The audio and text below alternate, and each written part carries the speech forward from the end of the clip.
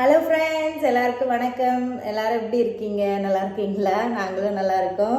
இன்றைக்கி நம்ம சேனலில் என்ன வீடியோ பார்க்க போகிறோம்னா, ஒரு டே இன் மை லைஃப் வீடியோ தான். காலையில் பிரேக்ஃபாஸ்ட்லேருந்து சமைக்கிறது வீடியோ எடுத்திருக்கேன் இன்றைக்கி. ஸோ அதை தான் இன்றைக்கி பார்க்க போகிறோம். நேற்று வீடியோ போடலை, லாங் வீடியோ எடுக்கலை. நான் எதுவும் பெருசாக சமைக்கவும் இல்லை.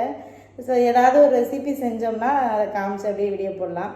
சும்மா சாப்பாடு வச்சு சும்மா சாம்பார் வச்சு சாப்பிட்டோமா, அதனால் வீடியோ போடலை. ஷார்ட்ஸ் தான் போட்டிருந்தேன். நீங்கள் எல்லோரும் எப்படி இருக்கீங்க? நல்லா இருக்கீங்களா? நிறைய பேர் என்னோடய வீடியோவுக்கு சப்போர்ட் பண்ணுறீங்க, சப்ஸ்கிரைப் பண்ணுறீங்க. எனக்கு சப்போர்ட் பண்ணுற எல்லாருக்குமே ரொம்ப ரொம்ப நன்றி. ஸோ இன்றைக்கி காலையில் பிரேக்ஃபாஸ்ட்டுக்கு என்ன பண்ண போகிறோன்னா, கம்பு மாவு தோசை மாவு அரைச்சி வச்சுருக்கேன்.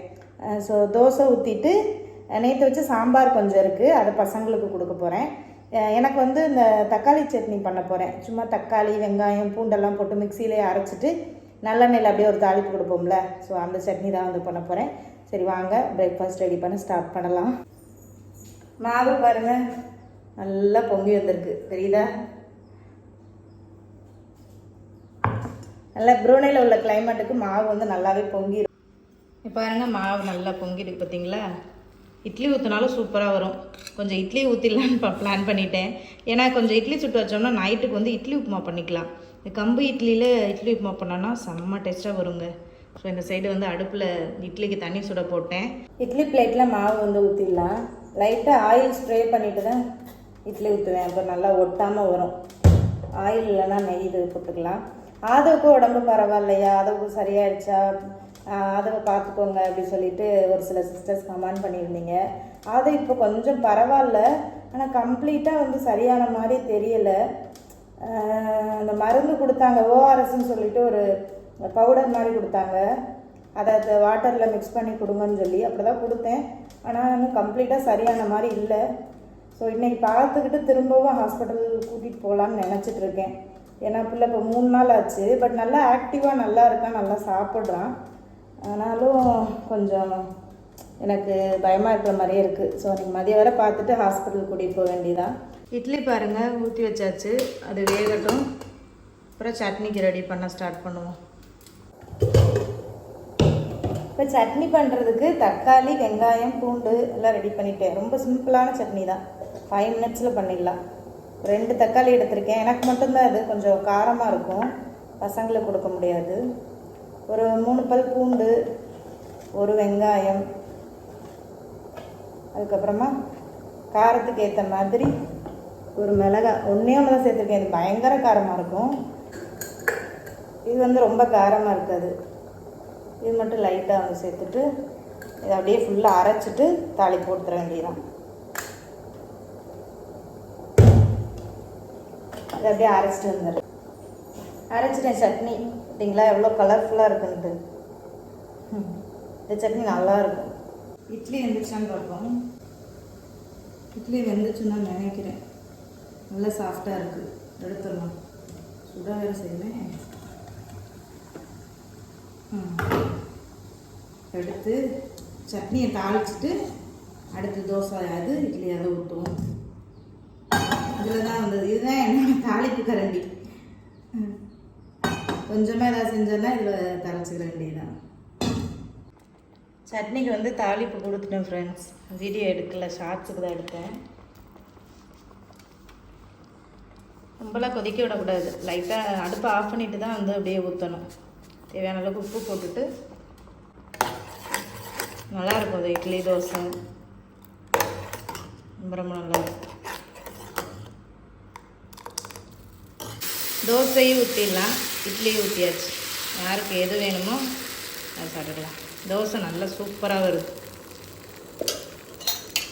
நெய் காய்ச்சி வச்சிருந்தோம்ல, நெய் தோசை இன்னைக்கு. நெய் ஃப்ரிட்ஜில் வைக்கவும் அப்படியே பட்டர் மாதிரி ஆகிடுச்சு. அப்புறம் திரும்ப ஒரு கிண்ணத்தில் எடுத்து உருக்கி வச்சு ஊற்றுறேன். தோசை ரெடி. தோசை கம்மிங்க. ஆல்ரெடி 2 தோசை சுட்டாச்சு. இந்த தோசை சுட்டுட்டு இருந்தேன்னா முகில் தோசையம்மா தோசை, இது அம்மா சுட்ட தோசை அப்படின்னு பாட்டு போடுவாங்க. ஆனால் அந்த பாட்டு ஒழுங்காகவே பாட தெரியாது. அது தமிழ் அவ்வளோக்கா அந்த பசங்களுக்கு வராது இல்லையா. ஆனால் அந்த பாட்டு நான் தமிழ் பாட்டு போட்டு விடுவேன் கார்ட்டூனில். அதில் இந்த பாட்டு அவங்களுக்கு பதிஞ்சிருச்சு. ஏதோ தத்தக்கா புத்தக்கான்னு பாடுவான். 90s கிட்ஸுக்கு எல்லாருக்குமே தோசைனா ஒரு எமோஷன் தானே. தோசை இட்லிலாம் அப்போல்லாம் நமக்கு இப்படி டெய்லியாக நமக்கு கிடைக்கும். இப்போயாவது நம்ம மில்லட்டில் விதவிதமாக சொல்கிறோம். அப்போல்லாம் தீபாவளினா தான் இட்லி தோசையே. அந்த தோசையோட ஸ்மெல்லுக்காக நான் ஏங்கிட்டு உட்காந்துருப்பேன். ஆட்டுக்கல்ல ஆட்டி விறகடுப்பில் அந்த கல்லில் ஊற்றி இப்படி மெலிசாலாம் ஊற்ற மாட்டாங்க, முந்தையாக தான் ஊற்றுவாங்க. அப்போ ஒரு வாசனை வரும் பாருங்க. தீபாவளினாலே தோசை கறி குழம்பு சான்ஸே கிடையாதுங்க. எங்கள் வீட்டிலலாம் நான் தான் கடைசி பிள்ளையா, எனக்கு தான் ஃபஸ்ட்டு தோசை வேணும்னு அழுவேன் நான். ஆனால் ஃபஸ்ட்டு தோசை தான் கேவலமாக வரும், அதுதான் எனக்கு வேணும்னு அழுவேன். எங்கள் அண்ணனும் எங்கள் அக்காவும் விட்டு கொடுத்துருவாங்க, தங்கச்சிக்கே கொடுங்கன்னு சொல்லி. எங்கள் அண்ணன்லாம் அவ்வளோ பாசமாக இருப்பான் சின்ன பிள்ளையிலலாம். இப்போ எல்லாம் நினைக்கும் போது ரொம்ப ஒரு எமோஷ்னலாக இருக்குல்ல. தோசை ரெடி, முழுமுழுன்னு தோசை. சூப்பரான காலை உணவு ரெடி பண்ணியாச்சு. 2 கம்பு தோசை, 2 கம்பு இட்லி, கார சட்னி. இது கூட தேங்காய் சட்னி இருந்தாலும் நல்லா தான் இருக்கும். ஆனால் தேங்காய் இல்லை, இருக்கிறத வச்சு சாப்பிட்டுக்குருவோம். நமக்கு ஏதாவது கிடைக்குதே. சூப்பரில், வாங்க சாப்பிட்லாம். சாப்பிட்லாமா?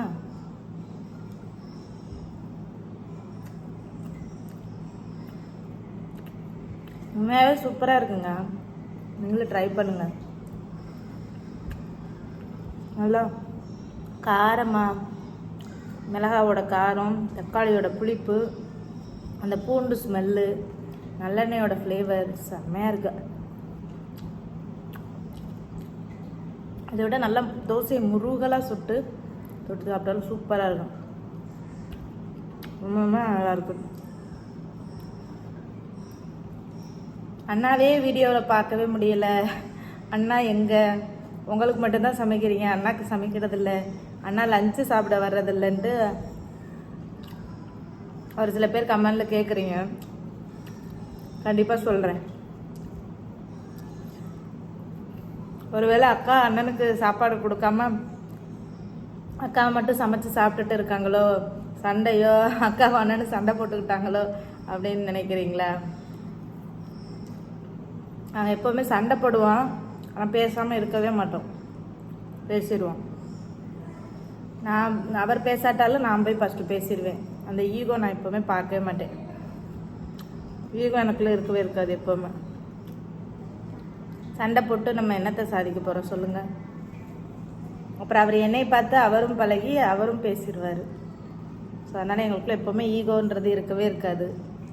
சண்டை வரும், சண்டை வராத புருஷன் பொண்டாட்டியா? குடும்பம்னு இருந்தால் சண்டை சச்சரவு எல்லாமே இருக்க தான் செய்யும். ஆனால் அதை நம்ம எப்படி சால்வ் பண்ணுறோம், நம்ம குடும்பத்தை எப்படி கொண்டு போகிறோம் அப்படின்றதுல இருக்குது. இப்போ ஒரு குடும்பத்தோட நிம்மதி ஒரு பொண்ணோட கையில் தான் இருக்குது. அந்த பொறுப்பு நம்ம பொண்ணுக்கிட்ட தான் கொடுப்பாங்க. ஒரு குடும்பம்னாலே அந்த குடும்பத்தை பார்த்துக்கிறது ஒரு பொண்ணோட கடமை. ஸோ முடிஞ்ச அளவுக்கு நம்ம ஒரு குடும்பத்தை எப்படி நிம்மதியாக பீஸ்ஃபுல்லாக கொண்டு போகணும் அப்படின்றத யோசித்தாலே அந்த குடும்பத்தில் எந்த சண்டை சச்சரமே வராது. ஸோ அதனால் என்னோடய குடும்பம் நிம்மதி பீஸ்ஃபுல்லாக நான் எப்போவுமே யோசிப்பேன். ஸோ எதுனாலுமே விட்டு கொடுத்து போயிடுவேன். அப்படி தான் என்னோடய லைஃப் போயிட்டுருக்கு. அண்ணன் ஏன் வீடியோவில் காமிக்கிறது இல்லை அப்படின்றத கண்டிப்பாக நெக்ஸ்ட்டு வீடியோவில் ஷேர் பண்ணுறேன். சாப்பிட்டு முடிச்சாச்சு. பிரேக்ஃபாஸ்ட் சாப்பிட்டு முடிச்சுட்டு பசங்களுக்கு சாப்பாடு ஊட்டி விட்டுட்டு கொஞ்சம் லெமன் ஜூஸ் போட்டு வைக்கலாம் அப்படின்னு சொல்லி கட் பண்ணியிருக்கேன். இது லெமன் ஜூஸ் இல்லை, லைம் ஜூஸ். லெமன்னா பழுத்தது, லைம்னா காய், அதனால் லைம் ஜூஸ் போட்டுடலாம். முடிஞ்சிடுச்சு. லெமனுமே 2 தான் இருந்தது. 1 கிலோ வாங்கி வச்சுருந்தேன். ஓவர் சம்மரில் ஏதாவது ஒரு ஜூஸ் குடிக்கணும்.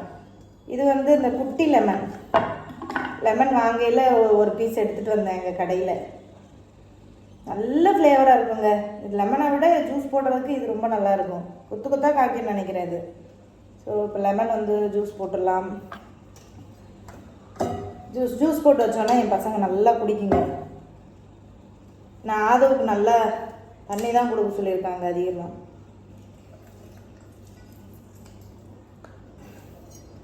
காயாக இருக்கிறதுனால நிறைய ஜூஸ் இல்லை, கம்மியாக தான் வருது. நம்ம ஊரில் வெயிலெல்லாம் வெளுத்து வாங்குமே, ரொம்ப மோசமாக இருக்குது நம்ம ஊர்லேயே சம்மர் டைமில்.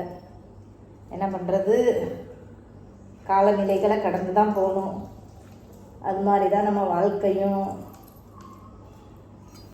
நீங்கள்லாம் சாப்பிட்டீங்களா? என்ன சாப்பிட்டீங்க? ஏதோ உங்கள்கிட்ட பேசிக்கிட்டே வீடியோ போடுறதுனால எனக்கு அப்படியே பொழுது போகுது. ஊர்லலாம் பார்த்தீங்கன்னா சின்ன பிள்ளையில அம்மாச்சி ஊருக்கு போவோம் லீவில்.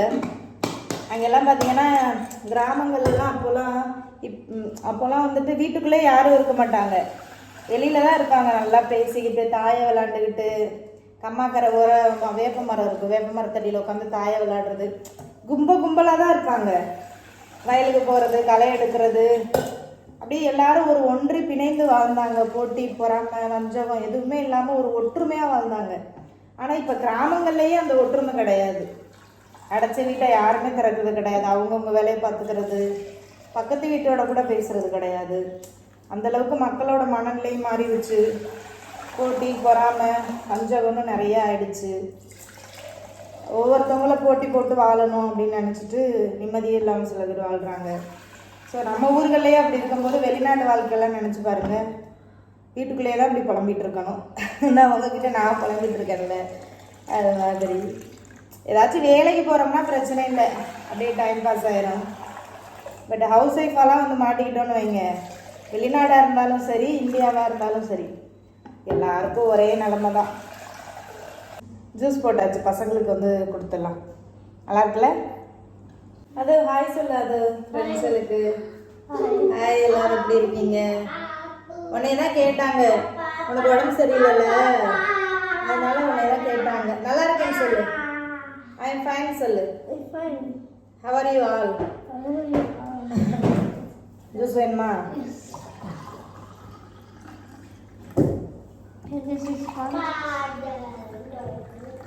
எடுத்துக்கொடுங்க.